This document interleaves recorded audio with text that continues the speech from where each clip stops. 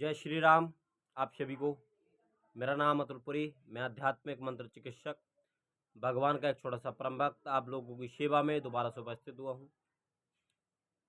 आज मैं आप लोगों को बताऊंगा कि हमें किन किन देवताओं की सेवा नहीं करनी चाहिए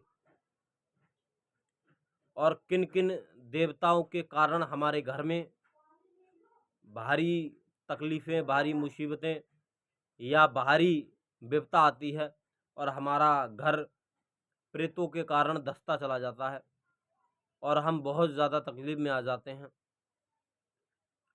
और हम बहुत ज़्यादा मुसीबतों में आ जाते हैं। मैं इस वीडियो में किसी भी देवता का नाम नहीं लूँगा, क्योंकि मैं नहीं चाहता किसी की भावनाएं आहत हों, क्योंकि सब अपनी अपनी जगह पर सही हैं। कोई किसी से लाभ लेता है, कोई किसी से लाभ लेता है। तो मेरा कोई भी तात्पर्य नहीं है मैं किसी की भावनाओं को आहत करूं या किसी की भावनाओं को ठेस पहुंचाऊं। अगर मेरी वीडियो के माध्यम से किसी की भावनाओं को आहत हो या किसी की भावनाएं ठेस पहुंचती हैं तो मैं उसके लिए क्षमा प्रार्थी हूं। लेकिन मुझे अपने जो साधक हैं, जो मेरे से जुड़े हुए लोग हैं, मैं उन लोगों को बताने के लिए सिर्फ यह वीडियो बना रहा हूं, क्योंकि वो लोग जागरूक हों। क्योंकि मैं नहीं चाहता कि जो भी व्यक्ति या जो भी साधक, जो भी मेरा भाई मेरी बहन मेरे से जुड़ी हुई हैं, वो गलत मार्ग की तरफ जाकर या गलत रास्ते की तरफ जाकर फंस ना जाएं या उन्हें भारी विपदा न झेलनी पड़े।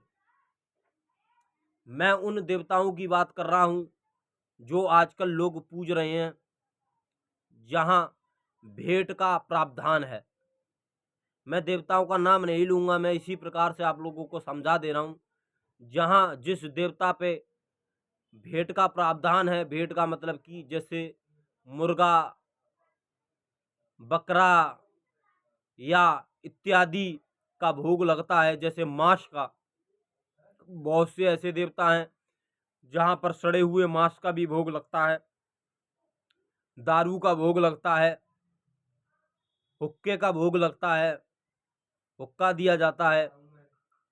तो मैं आप लोगों से यही प्रार्थना करूंगा कि आप लोग ऐसे देवताओं से सावधान रहें, ऐसे भगतों से सावधान रहें और ऐसे भगत के आप पास ना जाएं जो आपको भेंट देने के लिए बोले, दारू देने के लिए बोले या हुक्का देने के लिए बोले, आपसे कहे कि आप ये दीजिए तो मैं आपका यह कार्य कर दूंगा। और अगर आप देते भी हैं और आपका कार्य हल भी हो जाता है, लेकिन आपकी शुरुआत वहां से हो जाती है धंसने की, और फिर उसके बाद में आप धंसते चले जाते हैं और इतने धंसते चले जाते हैं कि आपको कोई भी उबारने वाला मिलता नहीं है और आप उभर नहीं पाते। तो आप लोगों के समझ में नहीं आता है कि हम कैसे धंसे और किस कारण से धंसे। क्योंकि जो मांस का सेवन करवाते हैं देवताओं को, जैसे मुर्गा, बकरा, सुअर, हुक्का, दारू, सिगरेट वगैरह, वह तामसिक भोग में आता है, तामसिक प्रवृत्ति में आता है। ये आप लोगों को पता होना चाहिए। देवता आप किसको पूज सकते हैं? देवता आप उसको पूजें जो सात्विक भोग लेता है। सात्विक का मतलब कि अगर उसे ज़्यादा से ज़्यादा चाहिए तो लौंग का जोड़ा मिल जाए, नारियल का भेंट मिल जाए, गोले का भेंट मिल जाए, या आपको सामग्री का भोग आप देवता को दे सकते हैं। वह सात्विक देवता होते हैं जिन्हें सात्विक भोग मिलता है। अब आप लोग कहेंगे कि जो भेंट देते हैं लोग, उनके देवता बहुत जल्दी कार्य करते हैं।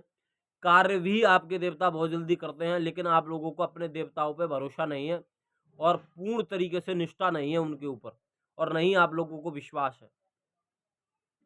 आप जिस भी देवी देवता का पूजा करते हैं, भजन करते हैं, भाव रखते हैं और आप लोग सात्विक पूजा कर रहे हैं, तो मैं आप लोगों को बता दूं, आप हनुमान जी की सेवा कर रहे हैं तो आप हनुमान जी के मंत्र का नियंत्रण जप करें। आपने अगर 1 महीने भी जप कर लिया तो आपके शरीर में इतनी भारी ऊर्जा उत्पन्न हो जाएगी कि आपका कोई भी कुछ नहीं कर पाएगा।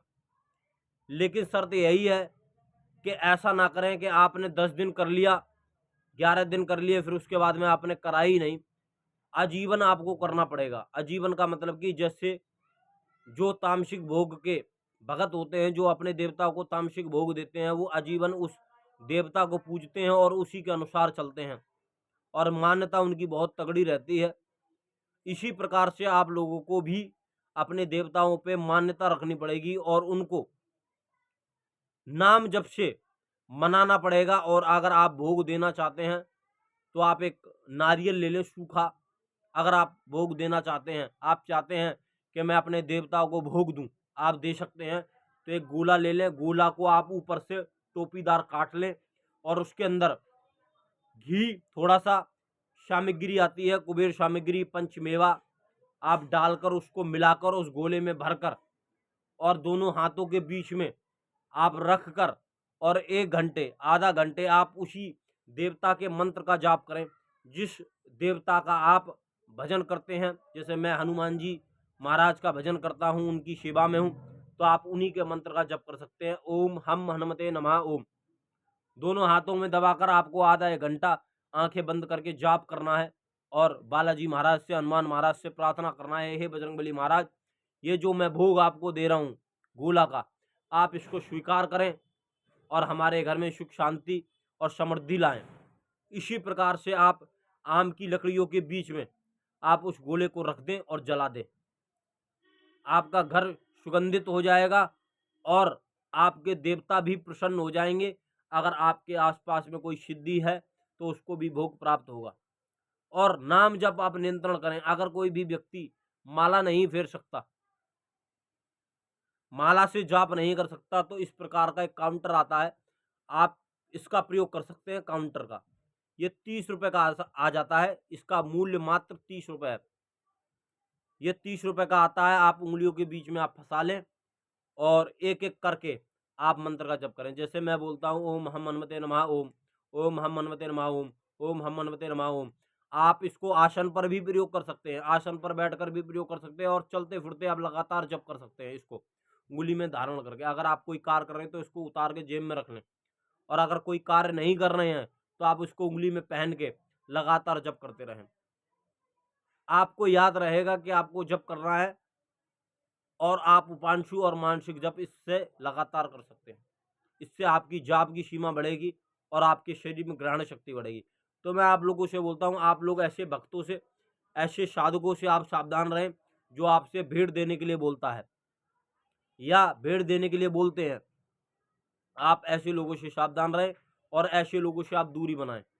अगर आप इनकी गद्दियों पे भी जाएंगे तो भी आपके साथ में कई प्रेत साथ चल देंगे। अब बहुत से लोगों को मेरी बातें खराब लगेंगी, मुझे कोई दिक्कत नहीं है, ना मुझे कोई आपत्ति है। खराब लगे तो लगती रहे, लेकिन जो सच्चाई है वो मैं आप लोगों को बता रहा हूँ। आप लोग सावधान रहें और सतर्क रहें। और अगर आपको सेवा करनी है तो सात्विक आप पूजा कर सकते हैं। भोग मैंने आप लोगों को बता दिया, भोग कैसे देना है। साधारण तरीका है भोग देने का। आप गोला का और सामग्री का भी अगर प्रयोग नहीं कर रहे हैं तो लगातार आप मानसिक जप और उपांशु जप कर सकते हैं उस देवता का। आपके पास सिद्धियों की भरमार होगी और आप लोगों को भगवान के भी दर्शन होंगे।